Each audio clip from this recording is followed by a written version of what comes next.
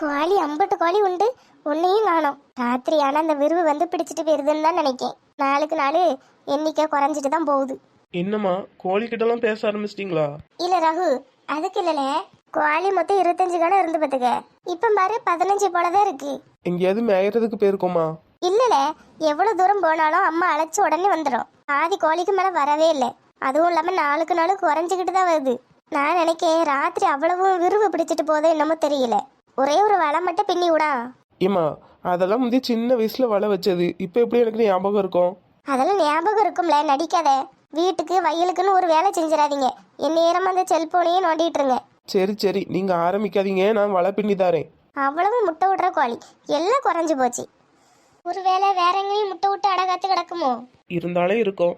வாரியா, வயலு பக்கம் போய் பார்த்துட்டு வருவோம். ஏம்மா தன்னால அடை விட்டு குஞ்சு பொறிச்சு கூட்டு வரட்டு, குடும்பத்தோட வரட்டு. எதுக்கு அவையில போய் தொந்தரவு பண்ணிக்கிட்டு? அதானே, நீங்களாம் முதுகு வளைஞ்சு ஒரு வேலை பார்த்துட்டாலும் மழை பூமியில இருந்து வானத்துக்கு பெஞ்சிரும். அவ்வளவு ஆசையா வளர்த்த கோழி ஒன்னத்தையும் காணுமே. ஏம்மா என்னையா இன்னைக்கு ஆபீஸ் விட்டு சீக்கிரமா வந்துட்ட? சும்மாதாம்மா. அப்பா வீட்லயேம்மா இருக்காவ? ஆமாய்யா, வீட்டுல தான் இருக்காவ. ஏன்யா? உங்ககிட்ட எல்லாம் ஒரு முக்கியமான விஷயம் பேசணுமா, அதான். இல்ல, அண்ணன் ஏதோ முக்கியமான விஷயம் பேசணுங்க. அன்னைக்கு மாதிரி ஏதாவது பெரிய குண்டா தலையில தூக்கி போட்டுருவானா? எனக்கு ஒன்றும் தெரியாதுப்பா. அம்மா இவர் எங்க எம்டி சிவா சார். இந்த இந்த பையனை நான் யாருக்கிட்டே பார்த்துருக்கேனே. நம்ம வீட்டுக்கு வந்திருக்கானே இந்த பையன். என்னம்மா சொல்றீங்க? வாய்ப்பே இல்லை. இல்ல ஆதி, நான் ஒரு டைம் உன்னை தேடி உங்க வீட்டுக்கு வந்திருக்கேன். ஆமாம்மா, அது நான் தான். வாப்பா, நல்லா இருக்கியா? ஆமா, அன்னைக்கு ஆதியை தேடி தானே வந்த. ஆமாம்மா, நீங்க உள்ள வாங்களே, எல்லாம் தெளிவா சொல்றேன்.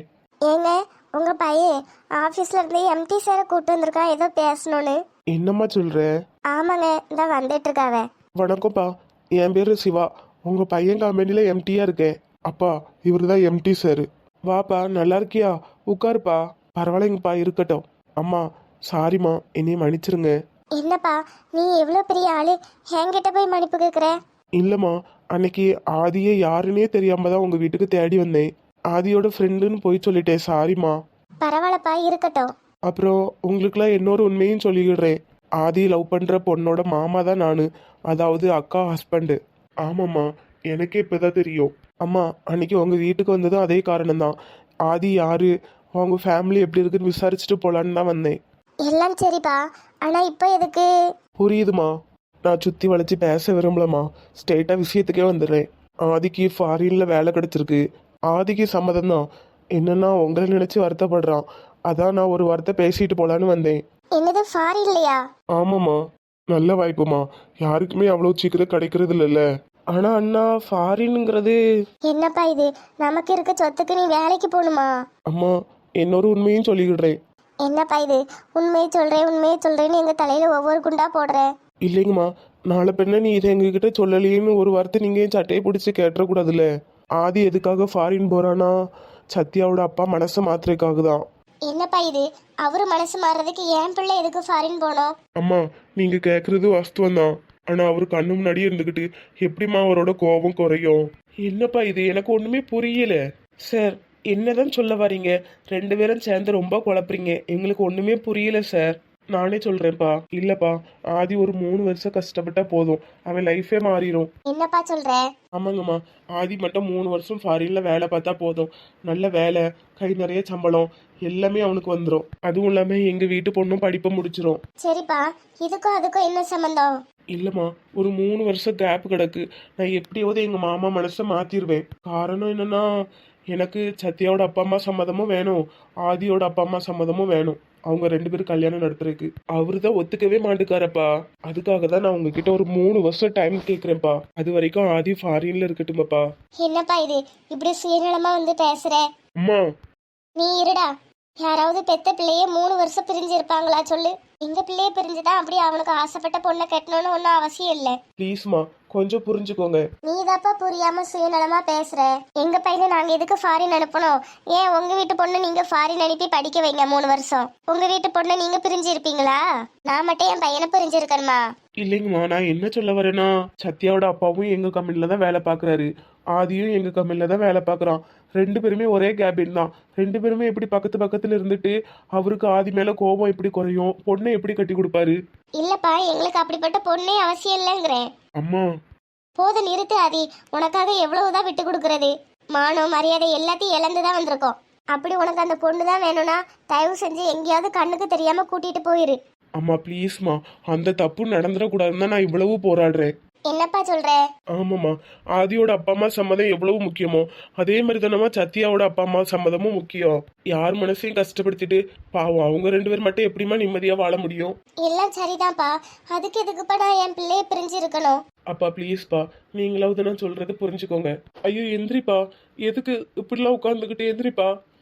இல்லைப்பா, ஒரு 3 வருஷம் டைம் கிடச்சுன்னா எங்கள் வீட்டு பொண்ணும் படிப்பை முடிச்சிரும், உங்கள் வீட்டு பையனும் கை நிறைய சம்பாதிக்க ஆரம்பிச்சிருவான். இந்த 3 வருஷம் டைமுக்குள்ள எப்படியாவது நான் எங்கள் மாமா மனசை மாற்ற பார்க்குறேன். அப்பவும் அவர் மனசு மாறலனா? அப்பவும் அவர் மனசு மாறலனா அதுக்கப்புறம் நீங்கள் என்ன சொல்கிறீங்களோ அதை நான் கேட்குறேம்மா. ஆனால் என்னால் முடியும்னு நினைக்கிறேம்மா. ப்ளீஸ்மா, கொஞ்சம் டைம் மட்டும் கொடுங்க. இப்போவும் ஒன்றும் இல்லைம்மா, உங்களுக்கு பணம் அந்தஸ்து எல்லாமே இருக்குது. இருந்தும் எதுக்கு ஆதியை ஃபாரினுக்கு அனுப்புகிறேன்னா, ஒரு 3 வருஷம் ரெண்டு பேரும் பிரிஞ்சு இருந்து ஒருத்தருக்கு ஒருத்தர் பார்த்துக்காம இருந்து அதுக்கப்புறமும் இங்கே காதல் உண்மைதான் அப்படின்னு நிரூபிச்சிட்டாங்கன்னா கொஞ்சம் மனசு மாறுறதுக்கு வாய்ப்பு இருக்குல்லம்மா. நான் எப்படியாவது அவர் மனசை மாற்றிடுவேம்மா. ப்ளீஸ்மா. நான் பிறக்கும் போதே எங்கள் அம்மா இறந்து போயிட்டாங்கன்னு எங்கள் அப்பா சொன்னாங்க. உங்களை எங்கள் அம்மாவான்னு நினச்சி கேட்குறேன். ப்ளீஸ்மா. ஐயோ அழாதப்பா, எந்திரிப்பா. நான் ஒத்துக்கிடுறேப்பா, எந்திரிப்பா. ரொம்ப தேங்க்ஸ்மா.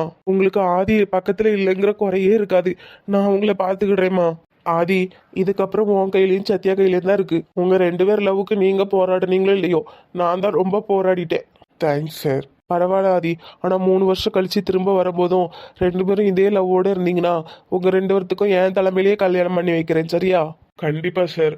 எனக்கு சத்யாவுக்கும் நானும் தான். இதே வார்த்தையே நீ 3 வருஷத்துக்கு அப்புறமும் சொன்னா இந்த உலகத்திலேயே சந்தோஷப்படுற ஆளு நானாக தான் இருப்பேன். சரிங்கம்மா, சரிங்கப்பா. நீங்க சம்மதிச்சதுக்கு ரொம்ப சந்தோஷம். இன்னும் என் வேலை முடியல.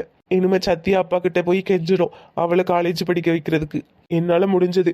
உங்க பையனுக்கு ஒரு 3 வருஷம் டைம், சத்யாவுக்கு ஒரு 3 வருஷம் டைம், ரெண்டு பேருக்குமே டைம் வாங்கி கொடுத்துருக்கேன். இதுக்கப்புறமா அவங்க காதல் உண்மைன்னா ஜெயிக்கட்டும். என்னை பொறுத்த வரைக்கும் ஒரு கல்யாணம் நடக்குதுன்னா அது பொண்ணோட அப்பா அம்மா சம்மதமும் பையனோட அப்பா அம்மா சம்மதமும் இருக்கணும்னு நினைக்கிறேன். நான் நினைச்சதுல ஏதாவது தப்பாம்மா? இல்லப்பா, தப்பே இல்லை. இப்படிப்பட்ட ஒரு நல்ல பையனை பெத்து போட்டு அந்த மகராசி போய் சேர்ந்துட்டாளேன்னு தான் நினைக்கிறேன். பரவாயில்லம்மா, விடுங்க. அதை இப்போ உங்க ரூபத்துல நான் பாக்குறேனே. சரிங்கம்மா, நான் போயிட்டு வரேன். சரிப்பா.